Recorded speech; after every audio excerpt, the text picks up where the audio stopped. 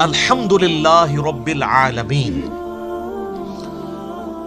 تمام تعریفیں اس اللہ کے لیے ہیں جو تمام جہانوں کا پالنے والا ہے، یہ بھی ترجمہ درست ہے، اور تمام جہان والوں کا پالنے والا ہے، یہ ترجمہ بھی عربی لنگوسٹک کے اعتبار سے درست ہے۔ تمام جہان سے مراد جیسے اب جتنی سپیشیز دنیا میں آباد ہیں وہ ہر ایک کا ایک اپنا جہان ہے، پرندے ہیں، پرندوں کا ایک اپنا جہان ہے، حیوانات ہیں، ان کا اپنا ایک جہان ہے،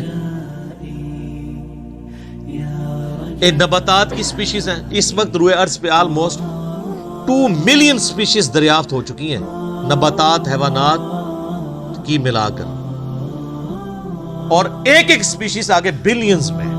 انسان ہی دیکھ لیں 7.5-8 ارب کے قریب ہیں، اور باقی حشرات الارض اگر آپ گننا شروع کریں نہ ختم ہونے والے۔ تو یہ تمام کا پالنے والا کون ہے؟ اللہ، الرحمن الرحیم،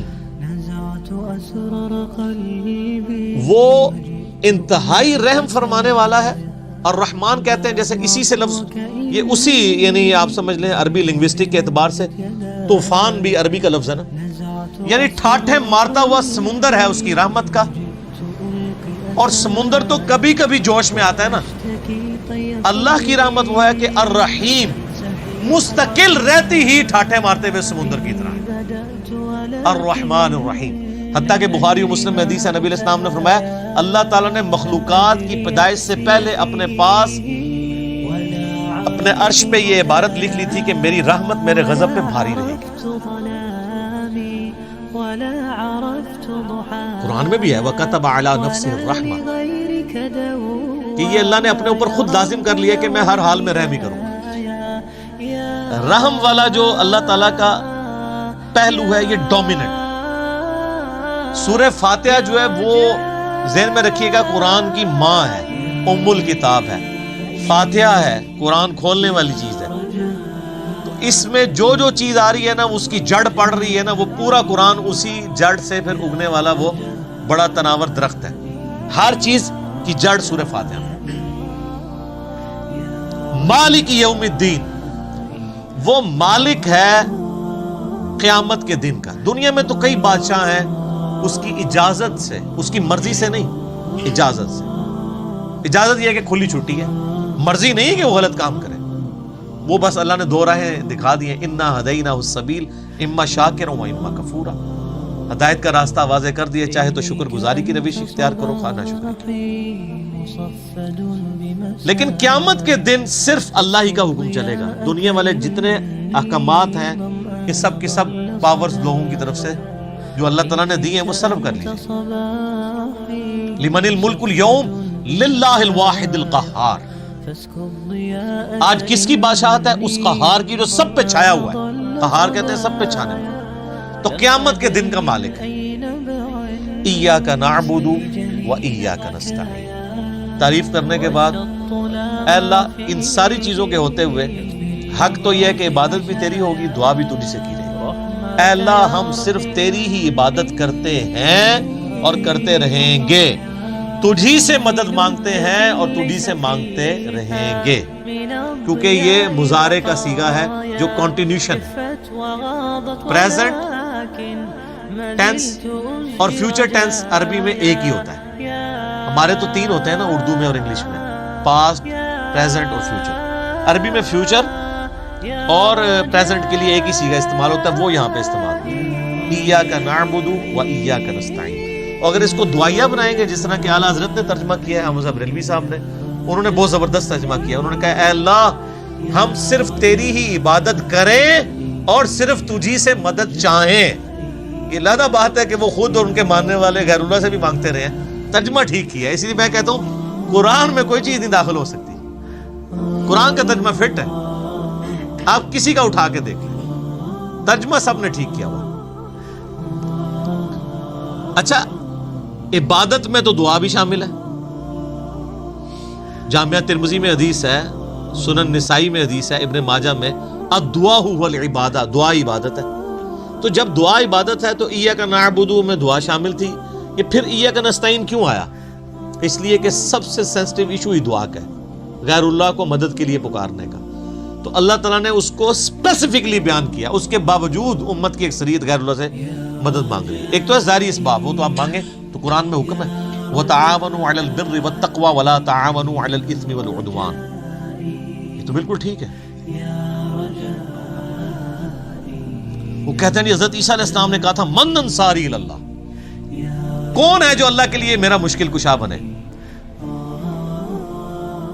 وہ تو ظاہری اسباب میں، ہمارے نبی علیہ السلام کے بھی صحابہ آپ کے جو ساتھی تھے وہ آپ کے اسباب میں آپ کے مشکل کشا تھے، لیکن وہ والا مشکل کشا نہیں کہ جو آپ وہ سمجھ رہے ہیں، ورنہ اگر نبی کا مشکل کشا صحابہ اکرام تھے تو پھر تو ان کا مرتبہ اوپر ہو گیا۔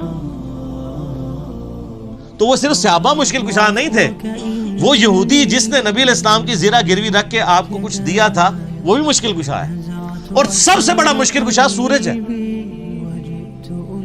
سورج اگر ختم ہو جائے تو زمین پہ نہ نباتات اپنا اگ سکتی ہیں، نہ حیوانات ان نباتات کو کھائیں گے، سب کچھ ختم ہو جائے گا۔ دنیا میں ہواؤں کا چلنا، موسموں کا بدلنا، یہ سب کچھ سورج کی وجہ سے ہے۔ تو کوئی کہتا ہے المدد یا سورج،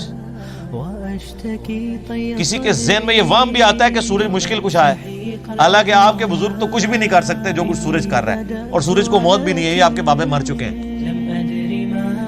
تو کہیں نا المدد یا سورج، کہیں کہ نہیں جی سورج کا کیا کمال ہے، وہ تو اللہ نے اس کی ڈیوٹی لگائی ہوئی ہے، تو ہم اس کو کیوں پکارے، ہم اللہ کو کیوں نہ پکارے؟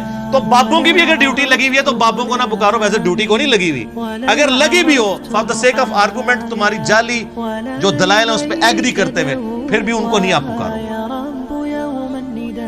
شرک ہو جائے گا اور ناقابل معافی جرم ہو جائے۔ اہدنا الصراط المستقیم، اے اللہ ہمیں چلا سیدھے راستے پر، یہاں بھی دھوکے دیتے، اور یہ سارے بزرگ ٹھیک ہیں، سارے ہی راستے ٹھیک ہیں، وہ قرآن میں تو راستے آئے کہ ہی نہیں ہیں، قرآن میں گمراہی جمع کے سیغے سے آئی ہے، ہدایت ہمیشہ سنگولر کے سیغے سے، ظلمات آیا ہے گمراہی کے لیے، نور آیا ہے، انوار نہیں آیا۔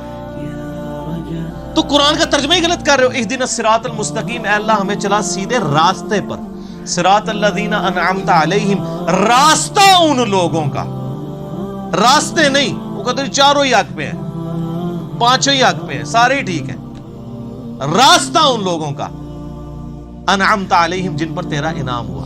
اور یہ آیت پڑھ کے اپنے بابوں کے نام لینے شروع کر دیتے ہیں، یہ بابے تو جمع بھی نہیں سن اس ٹائم جدو آیت نازل ہوئی ہے، اور پھر یہ بابے بھی مختلف ہیں، بریلویوں کے انعمت علیہم جو ہیں وہ مغضوبی علیہم ہیں دیوبندیوں کے، اور دیوبندیوں کے انعمت علیہم جو ہیں بریلویوں کے مغضوبی علیہم ہیں، اور وہ ضالین بھی ہیں۔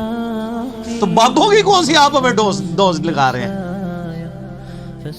کوئی بابے کا امن نہیں ہے۔ انعمت علیہم کون ہے؟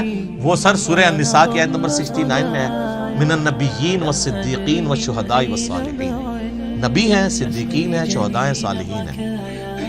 لیکن صالحین کون؟ ڈیفینیٹ تو صرف صحابہ اور اہل بیت ہے، اس کے بعد صرف ہماری اسیسمنٹس ہیں، اللہ کو پتہ ہے، کیونکہ وہی کا معاملہ۔ تو راستہ، اور وہ راستہ کس کا؟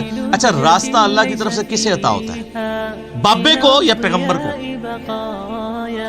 اللہ کے کھاتے میں تو بابا کوئی ہوتا ہی نہیں ہے، پیغمبر ہی ہوتے ہیں، باقی سب فالوور ہوتے ہیں۔ لیڈر ایک، یہاں تو ان کو انہوں نے لیڈر بنا دیا ہوا نا، یہ فالوور تھے۔ اور وہ سر مسند احمد میں صحیح سند سے حدیث ہے، مشکات کی آپ کو پہلی جلد میں ملے گی، نبی علیہ السلام نے زمین پہ ایک لکیر کھینچی، ارد گرد ٹیڑھی لکیریں کھینچی، اور آپ نے وہ سیدھی لکیر پر انگلی رکھ کے سورہ الانعام کی آیت پڑھی، وَأَنَّ هَذَا صِرَاطِي مُسْتَقِيمًا، اور یہ کہ یہ ہے سیدھا راستہ جو میرا ہے، جو بالکل سیدھا ہے، مستقیم ہے، اسی کی پیروی کرو، ادھر ادھر کے راستوں کی پیروی مت کرنا، وہ تمہیں بہکا دیں گے۔ یہ ہے وہ چیز جس کی اللہ تمہیں وصیت کرتا ہے۔ یہ آیت آپ علیہ السلام نے پڑھی اور اپنے راستے کو کہا یہ سیدھا راستہ ہے۔ سیدھا راستہ نبی علیہ السلام کا ہے، انعام یافتہ لوگوں کا راستہ نہیں ہے سیدھا، وہ تو بیچارے خود راستے پہ چل رہے ہیں، یہ کہتے ہیں ان کے پیچھے چلے، نہیں نہیں نہیں نہیں، ان کے پیچھے نہیں، اس راستے پہ چلنا ہے جس راستے پہ وہ چل رہے ہیں، ان کے پیچھے نہیں چلنا، نبی علیہ السلام کے پیچھے چلنا ہے، کیونکہ وہ تو پھر آپ خود ہی میں سناتے ہیں، شیخ عبد القادر جیلانی کے پاس شیطان آیا، اس نے کہا عبد القادر تیری ساری نمازیں معاف ہیں جی، تو کہنا جی عبد القادر جیلانی نے لا حول ولا قوت الا باللہ پڑھا اور کہا تو شیطان ہے، تو اس نے جاتے جاتے پھر وار کیا، اس نے کہا تجھے تیرے علم نے بچا لیا. تو کہا نہیں، مجھے اللہ کے فضل نے بچایا. تو کہتے ہیں وہ ایک نورانی شکل میں آیا تھا، تو وہ کہنے لگا میں تیرا رب ہوں. اور پھر اس نے کہا کہ تیرے اس مقام پہ پہنچے ہوئے 70 غوث میں نے ورگلا دیے. تو ہم کہتے ہیں غوث تو آپ کہتے ہیں سب سے بڑا اونچا مرتبہ ہوتا ہے، وہ 70 غوث جس شیطان نے ورگلا دیے اس کو کیوں نہیں پیر مانتے؟ اور وہ جو 70 غوثوں کے ماننے والے لاکھوں مرید تھے، وہ تو کہہ رہے تھے ہمارے بزرگ ہمیں بخشوائیں گے. وہ بزرگ تو خود اللہ کے فضل سے دوزخ پہنچے ہوئے ہیں، وہ شیطان نے ورگلا دیا. تو تسی کتنے جاؤ گے؟ تو سر پیروں نو پھڑو جنہوں اللہ نے تہاڈا پیر بنایا. ما ضل صاحبکم وما غوا، تمہارے نبی نہ کبھی بہک کے ہیں نہ کبھی بے راہ چلے ہیں، اس کو پیر مانو. سناتے خود ہیں اور انجینئرنگ پھر جب ہم کرتے ہیں ان کو سمجھ آتی ہے ہمارے ساتھ ہو کیا گیا. پھر اس کو اللہ غوثوں کا تو اعتبار ہی کوئی نہیں. 70 غوث جو رگڑے گئے نے، تو باقی کا کیا اعتبار ہے؟ تو نبی علیہ السلام کو اپنا امام مانے. صراط الذین انعمت علیہم غیر المغضوب علیہم ولا الضالین آمین. بچانا ان کے راستے سے کہ جن پر تیرا غضب ہوا اور جو گمراہ ہے.